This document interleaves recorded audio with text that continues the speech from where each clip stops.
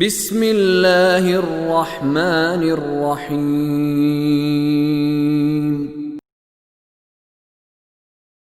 وَلَقَدْ آتَيْنَا مُوسَى الْهُدَى وَأَوْرَثْنَا بَنِي إِسْرَائِيلَ الْكِتَابَ هُدًى وَذِكْرَى لِأُولِي الْأَلْبَابِ فَاصْبِرْ إِنَّ وَعْدَ اللَّهِ حَقٌّ وَاسْتَغْفِرْ لِذَنبِكَ وَسَبِّحْ بِحَمْدِ رَبِّكَ بِالْعَشِيِّ وَالْإِبْكَارِ إِنَّ الَّذِينَ يُجَادِلُونَ فِي آيَاتِ اللَّهِ بِغَيْرِ سُلْطَانٍ أَتَاهُمْ إِن فِي صُدُورِهِمْ إِلَّا كِبْرٌ مَا هُمْ بِبَالِغِيهِ فَاسْتَعِذْ بِاللَّهِ إِنَّهُ هُوَ السَّمِيعُ الْبَصِيرُ لَخَلْقُ السَّمَاوَاتِ وَالْأَرْضِ أَكْبَرُ مِنْ خَلْقِ النَّاسِ وَلَكِنَّ أَكْثَرَ النَّاسِ لَا يَعْلَمُونَ وَمَا يَسْتَوِي الْأَعْمَى وَالْبَصِيرُ وَالَّذِينَ آمَنُوا وَعَمِلُوا الصَّالِحَاتِ وَلَا الْمُسِيءُ قَلِيلًا مَا تَتَذَكَّرُونَ إِنَّ السَّاعَةَ لَآتِيَةٌ لَا رَيْبَ فِيهَا وَلَكِنَّ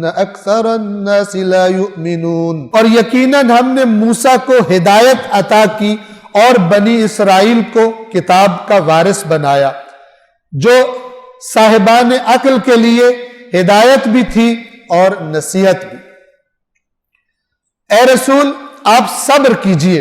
اب یہ ساری فرعون کی قوم کا قصہ بیان کر کے اللہ فرما رہا ہے کہ آپ کے ساتھ بھی وہی کر رہے ہیں جو انہوں نے حضرت موسیٰ کے ساتھ کیا تھا اور مومن آل فرعون کے ساتھ کیا تھا، تو آپ کیا کیجئے؟ صبر کیجئے۔ پس اے رسول آپ صبر کیجئے، یقیناً اللہ کا وعدہ برحق ہے، اور اپنے گناہ کے لیے استغفار کیجئے۔ یہ لفظ ہے ذنب، جس کی جمع ہوتی ہے ذنوب۔ ذنب کا معنی یہ میں انشاءاللہ بیان کروں گا، اس دفعہ تو بیان نہیں ہو پائے گا۔ میں چاہ رہا ہوں کہ آج یہ سورت ہم سورت الغافر تمام کر دیں، تو یہ تھوڑا تفصیل طلب ہے۔ انشاءاللہ جب سورہ فتح اِنَّا فَتَحْنَا لَكَ فَتْحًا مُبِينًا لِيَغْفِرَ لَكَ اللَّهُ مَا تَقَدَّمَ مِن ذَنبِكَ وَمَا تَأَخَّرَ، یقیناً ہم نے آپ کو روشن فتح عطا کی ہے، واضح، تاکہ آپ کے اگلے اور پچھلے گناہ کو اے رسول ہم معاف کر دیں۔ یہ گناہ میں ترجمہ کر رہا ہوں، قرآن میں گناہ جسے ہم کہتے ہیں اس کے لیے جرم کا لفظ آیا ہے، اس کا اور معنی ہے، اثم کا لفظ آیا ہے، اس کا اور معنی ہے، ذنب کا لفظ آیا ہے، اس کا اور معنی ہے۔ تو انشاءاللہ پھر وہاں پر ہم اس کی تفصیل سے بیان کریں گے۔ یہ وہ جس کو ہم ایکچولی گناہ کہتے ہیں، خدا کی نافرمانی، یہ ہرگز اس معنی میں نہیں ہے، یہ بات آپ ذہن میں رکھیں۔ انشاءاللہ وہاں پر تفصیل سے میں بیان کر دوں گا۔ اور صبح و شام اپنے رب کی حمد کے ساتھ تسبیح کرتے رہیں۔ بے شک جو لوگ اللہ کی آیات میں جھگڑا کرتے ہیں، دیکھیں تکرار ہو رہی ہے بار بار اس سورہ مبارکہ میں، شروع میں بھی، پھر درمیان میں بھی، اور اب تیسری بار اللہ کی آیات میں جھگڑنا۔ یہ بہت ہی خطرناک بات ہے۔ اللہ کی آیات کس لیے ہیں؟ غور، اللہ سے کیا جھگڑا کرنا؟ یعنی جو خدا سے جھگڑے پھر اس کے لیے پیچھے رہ کون گیا؟ یہ بتایا جا رہا ہے کہ آیات اس لیے ہیں کہ غور کرو، رک جاؤ، اپنے ذہنوں میں جو کچھ ہے اس کو ایک دفعہ سائڈ پہ رکھ دو، دیکھو یہ کیا کہہ رہا ہے، تو پھر ہدایت آسان ہو جائے۔ لیکن اگر کہو گے نہیں، یا اس کو توڑو موڑو، میرے فکر کے ساتھ سیٹ کرو، تو یہ اللہ کے رسول نے فرمایا کہ جس نے قرآن کو اپنے سامنے رکھ لیا، یعنی لیڈر، قرآن جدھر جا رہا ہے اس کے پیچھے چلا، تو یہ قرآن اس کو کھینچ کر جنت میں لے جائے گا۔ اور جس نے قرآن کو پیچھے رکھا اور کہا کہ جدھر میں جا رہا ہوں تو ادھر آ، میرے پیچھے چل، تو قرآن اسے ہانک کر جہنم میں پھینکے گا۔ یہ بہت ہی خوبصورت پکچر ہے، محسوس کیا جا سکتا ہے۔ قرآن کا لیڈر ہونا اور قرآن کی آیات سے اپنی مرضیاں نکالنا، اپنی افکار نکالنا۔ کہ مسلمانوں کے مختلف فرقے قرآن کو آزاد نہیں چھوڑتے، اور ہر گویا لگتا ہے اللہ کو تو بات کرنی نہیں آتی تھی، ہر بات کے ساتھ یہ حاشیہ نہ لگائے تو بات ہی اللہ کی کلیئر نہیں ہوتی۔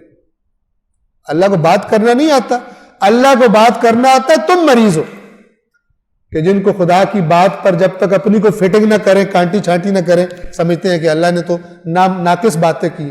اور ویسے قرآن کا قصیدہ پڑھنے پہ آئیں گے تو کہیں گے فصاحت میں اس کا کوئی ثانی نہیں، بلاغت میں کوئی ثانی نہیں۔ یہ فصاحت و بلاغت کہ ہر آیت پہ تمہیں بتانا پڑے کہ اللہ کا مطلب کیا ہے۔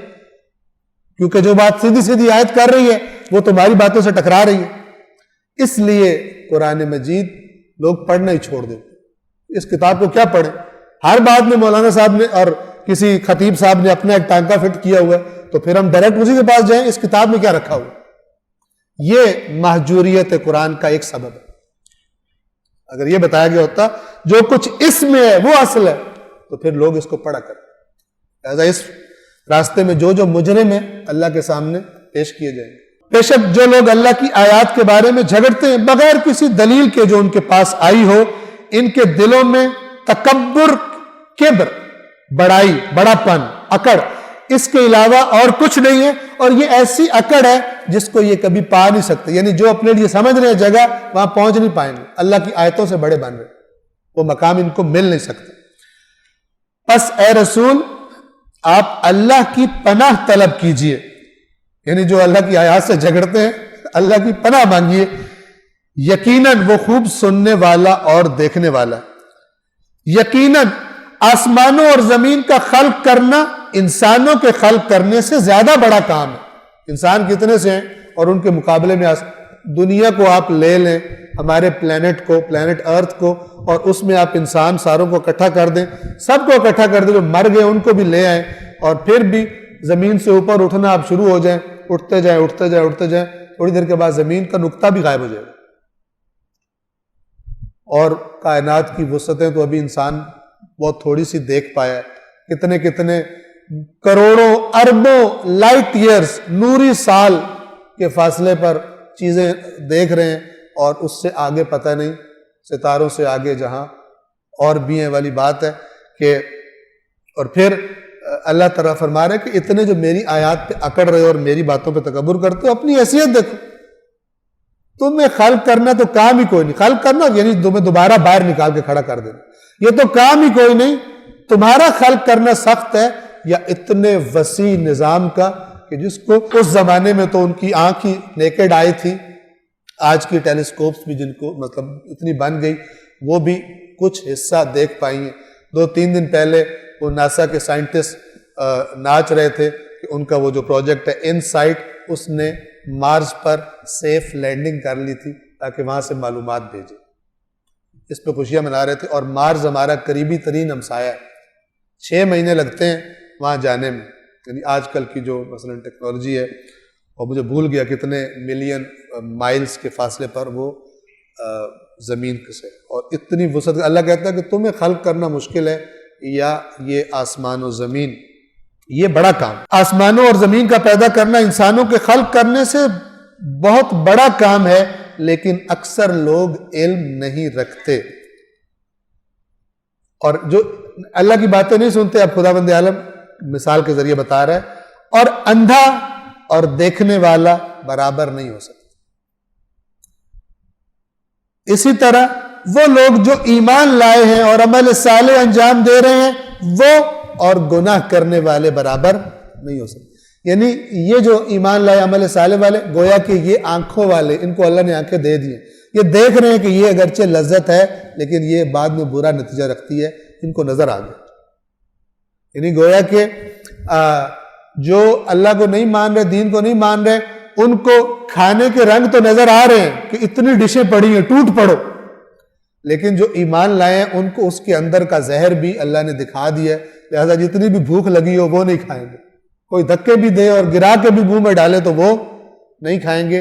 آنکھوں والا اور اندھا اللہ فرماتا ہے برابر نہیں ہوتا۔ اسی طرح حقیقی ایمان اور عمل صالح والے گناہ کرنے والوں کے ساتھ برابر نہیں ہوتے، لیکن تم لوگ بہت کم نصیحت قبول کرتے ہو۔ یقیناً قیامت آنے والی ہے، اس میں کوئی شک نہیں، لیکن اکثر لوگ ایمان نہیں لاتے۔ صدق اللہ العلی العظیم۔